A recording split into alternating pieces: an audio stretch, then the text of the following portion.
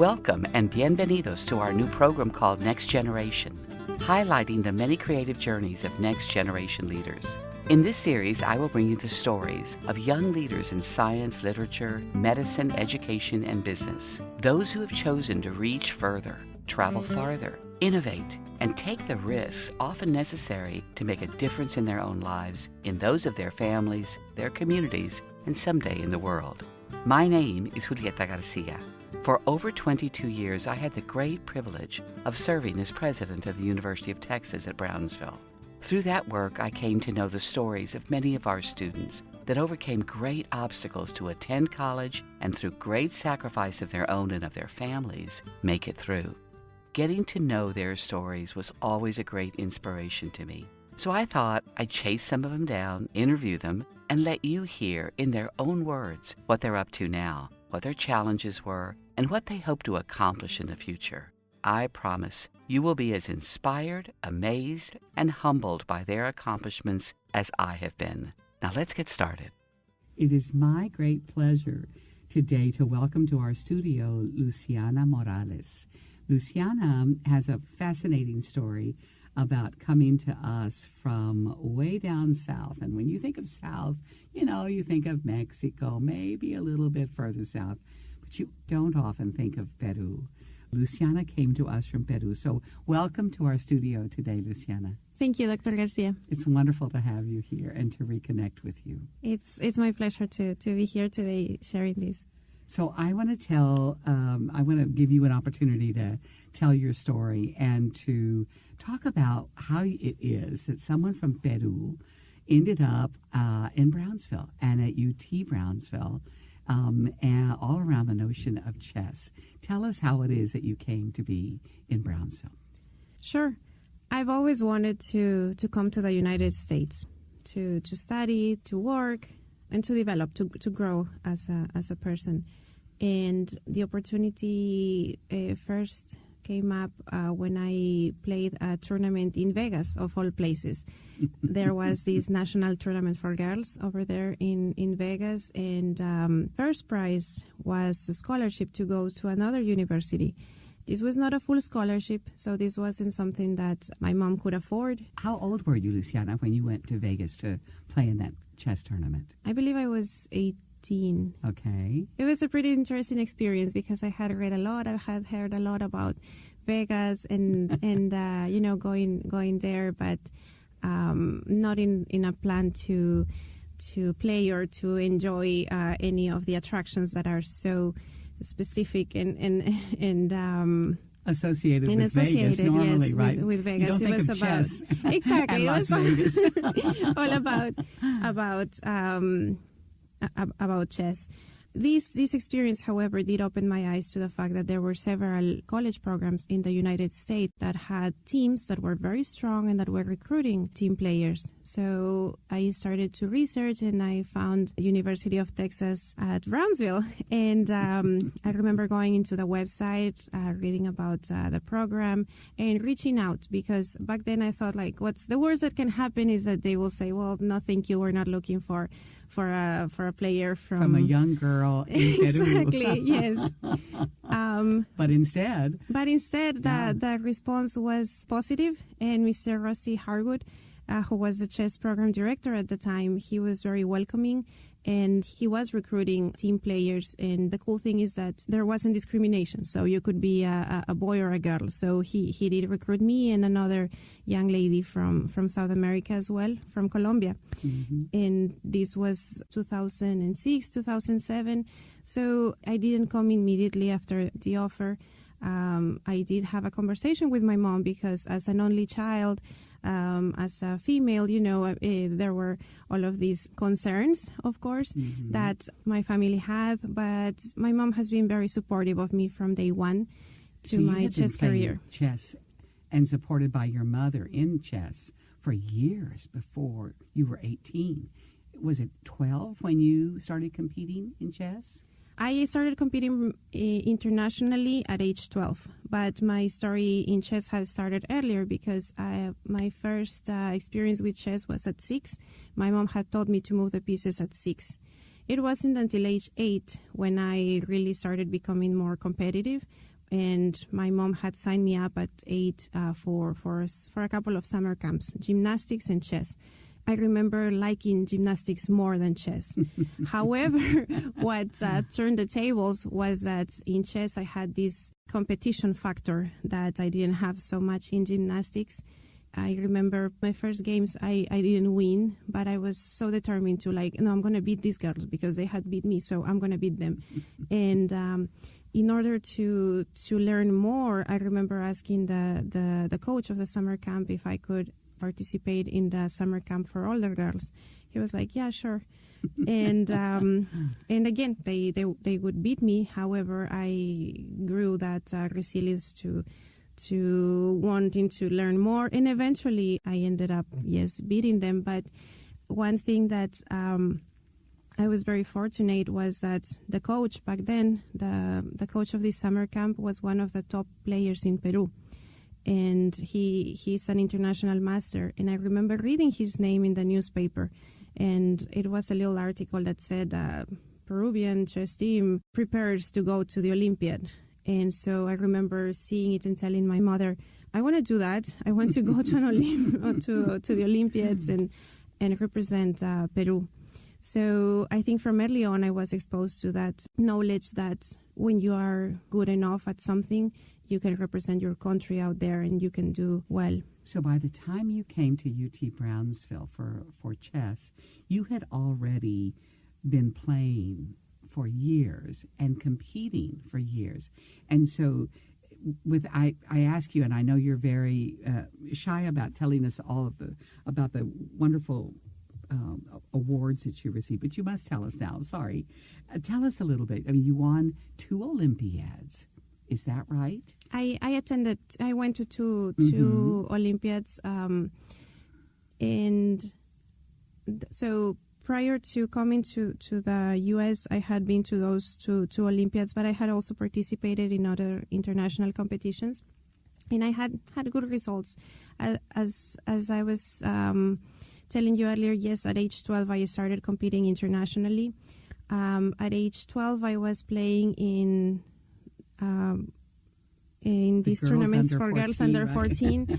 And again, that was like me trying to step up, and get this and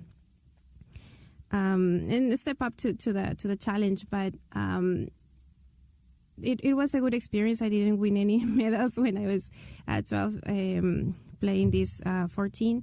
But the next year, when I was 13, I actually have one of my fondest memories of chess tournaments, because I was playing the championship for boys under 16 in Lima. I'm from Lima, Peru, the capital city. Mm-hmm. And traditionally, the capital city has, the best players. At least it used to be when I was growing up. So the competition was very strong, and there weren't many girls playing back then, and so I always had to compete with these guys.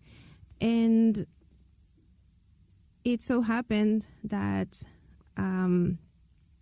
for the first time I won this tournament that were boys under 16, most of them older than me. And looking back, I think that one was one of those moments that made me realize that I really wanted this, and I wanted to win all these tournaments. Yes, whether it was playing with boys or with girls. And I do remember also that same year in which I won the championship for boys under 16, I got second place in boys under 18, which is even like a more demanding category. But I also remember that my mom had this conversation with me at a celebratory dinner that we had, that que no se te suba esto a la cabeza. Don't let this go to your head. Yes, don't let this go to your head, because this is not the end. You haven't won international tournaments yet, so keep working. This is not the end.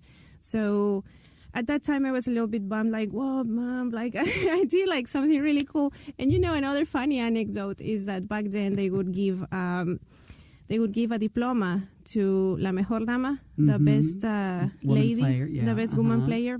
And I remember that they didn't give it to me because they were like, well, you already won the first place in general. So I thought, okay, yeah, well, whatever. But I remember my mom saying, what? So are you saying that she's not a girl? Like, I mean, I think you should also give her that.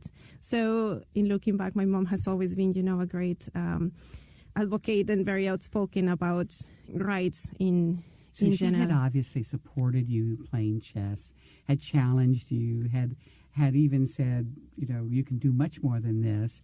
But now it was time for her to have to let go of you and allow you to travel and go to school far away from Peru.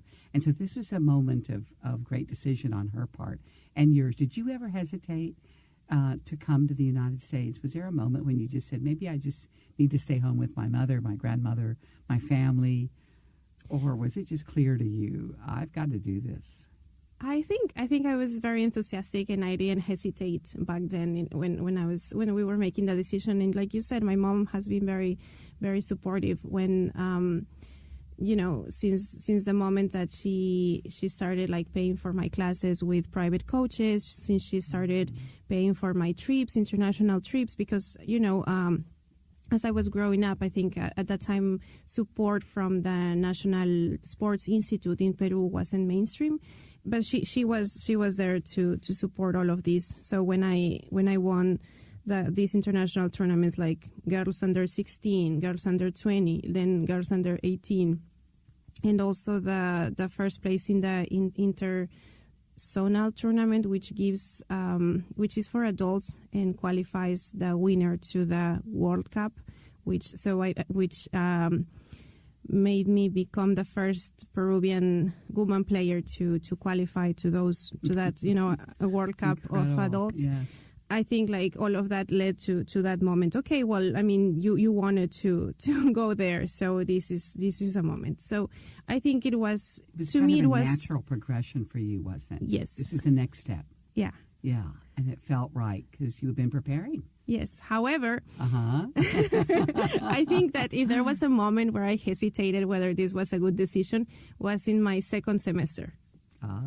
What happened in your second semester? I'm not sure. I think that all of that homesickness that I didn't experience in my first semester came and I felt very unprepared to be here. After all, I mean, when I came, I didn't have any family member. I didn't know many people. And I think that now I can safely say that, well, I've been very blessed because even, at those times where I felt that I wasn't where I needed to be, I did find like very kind friends and a system of support that made me realize that, no, I mean, well, you're not alone. But it's still very difficult, and people need to know how hard it is. I mean, people have trouble going from here to Austin to go to school, much less from Peru all the way to Brownsville. And I know that you will spend your life making that transition easier for other girls and other women.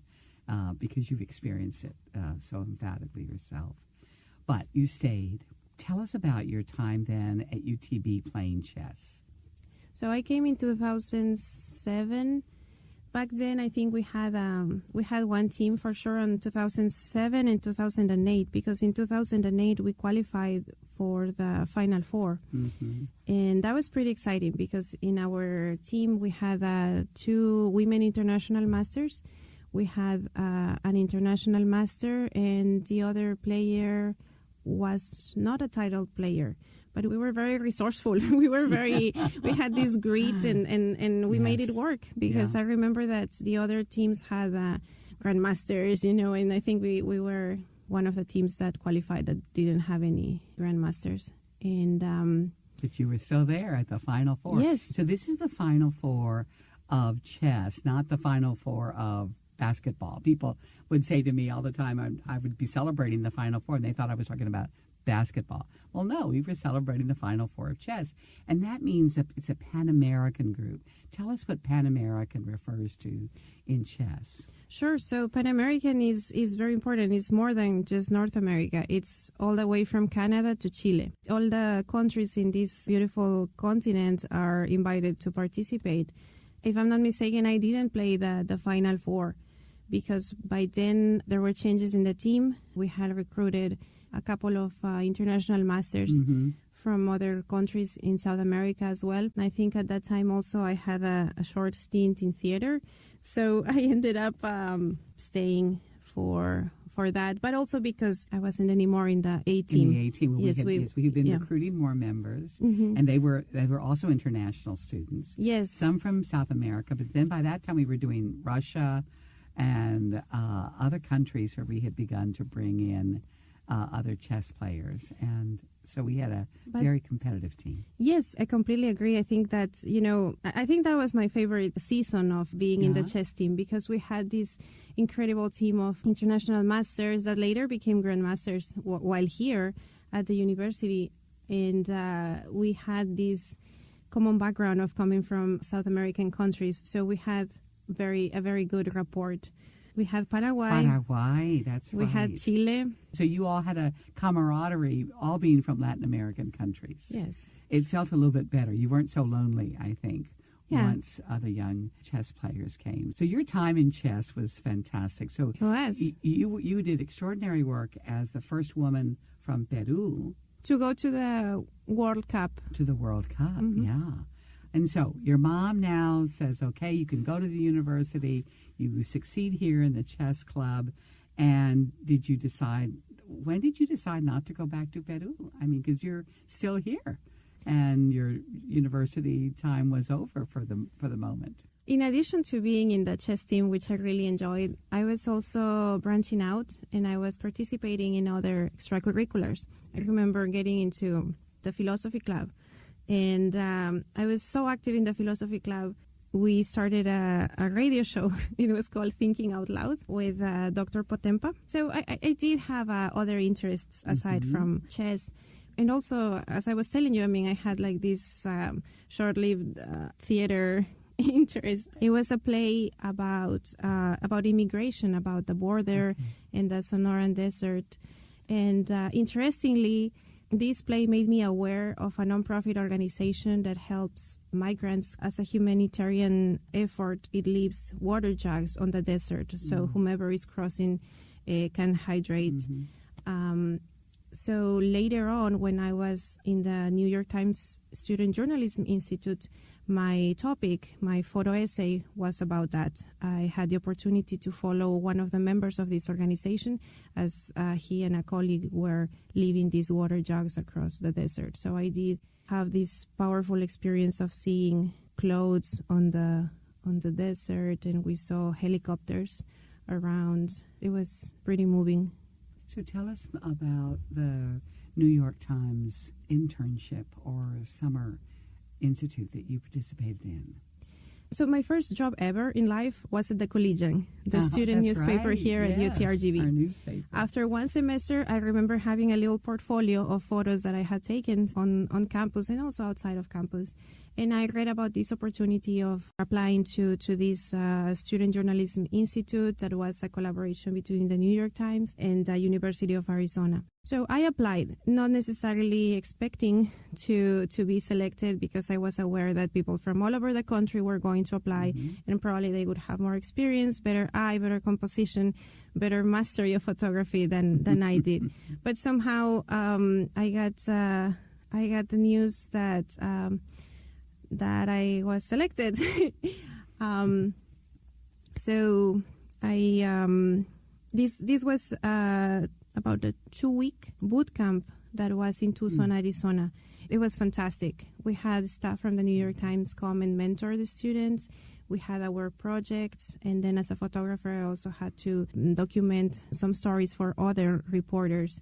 And so a lot of things that now I apply to, like even writing or things like that, I still cherish from the lessons that I had at the Institute. So you were then doing chess, now you're doing photojournalism with a collegian and with New York Times photojournalists, and you're majoring in what at the university? At that moment, I'm majoring in government, but I believe shortly after I'm getting a second major in communications. So I ended up having a double major Double major, undergrad, and then you decided to go to graduate school at some point. Yes, I went for public policy and management. My number one choice would have been something in communications or public relations, but at that time this program wasn't available at UTB, but public policy was available.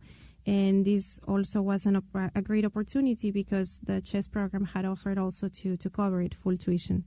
So it was an opportunity that you cannot say no to. Absolutely. So getting scholarshiped by the chess program was very important for you. And I don't think people realize that, like some universities scholarship football players, we at UT Brownsville scholarshiped chess kids and chess adults eventually because it was something that we wanted to focus on. We wanted to show the world that our students could do chess. They could do it internationally. And if they can do chess, they can do physics, they can do law, they can do public policy. And so you are one of our great examples of how that came true. Of course, getting a scholarship is a big deal, but getting a scholarship for an international student is an amazing thing because as I look back, this really catalyzed the opportunity to come to this beautiful country and fulfill that dream I had of growing here and working hard. I think, a lot of people who come from other countries are very hardworking. We have this desire to excel and succeed, and we bring a lot to the table. And this scholarship really made a big difference in my life. I mean, I was very happy already and grateful to the president of the university and of course our chess program director for the opportunity to have a full ride in my undergrad. But having this second opportunity to also have a master's, this was amazing. And I'm even more aware now that it's very hard for students, whether they are from here or from abroad, to have a master's. Right. Exactly, a full scholarship to cover their graduate studies. So I'm very, very blessed to have had this, and I take this opportunity to thank you again. Okay.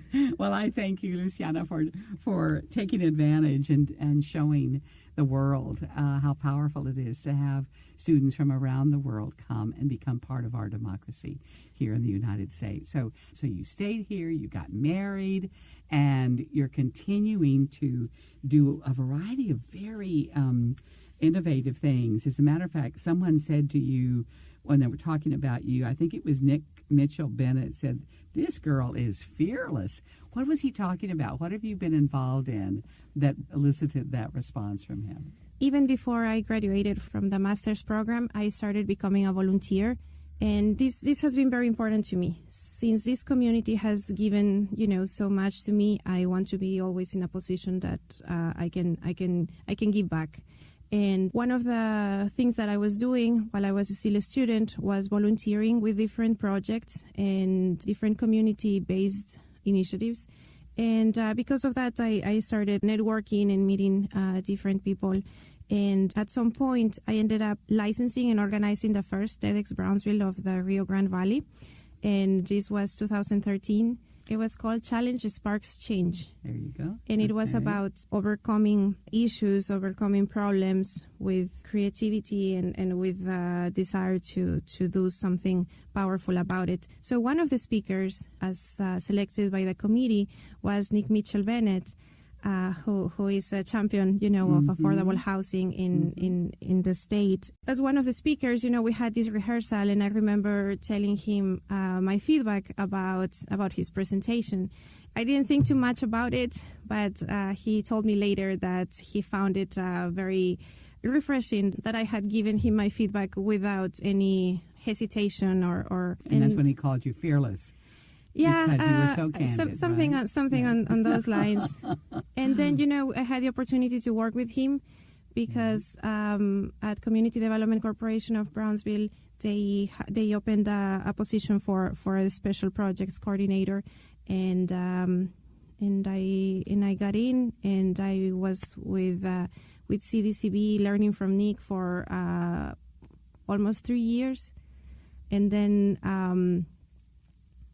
currently I'm with Workforce Solutions Cameron, which is another nonprofit organization that focuses on workforce issues and connects employers with job seekers. Well, how fortunate for us that you came, that you stayed, and that you continue to contribute. Now, you have another program that I wanted to make sure we mentioned today, and that's Mujeres Moving Mountains. Yes. Talk a little bit about what that involves. Mujeres Moving Mountains is a collective of women who are connected by the passion of women empowerment.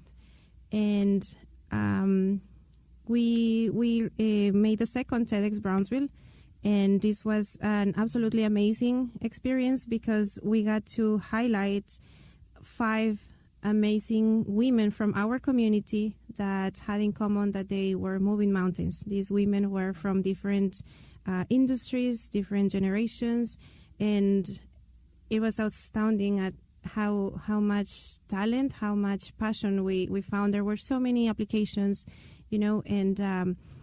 and being able to narrow down the pool to select these speakers was no easy feat. Mm-hmm. And this also motivated us to step up our game. There are so many things that we can still do. And in my case, I feel that, yes, I'm very big in community engagement. In my profession, I'm in community engagement and public relations for nonprofits. But I would love to step up my game and have a bigger dent in the community. And so listening from Dr. Rocco, from yourself, Dr. Garcia, about lessons in leadership, lessons in health, public health, this was a fantastic experience. And I hope that, it repeats sometime soon, that we do another event like this, perhaps under the umbrella of TED, perhaps or not. It can be a summit in general, but I think it's important because we are at this era, at this time, that we are listening more and more from women who are regain, or maybe it's not that gaining this voice. I think we have had this voice all this time, but now there is more awareness, and there is more awareness also of the challenges that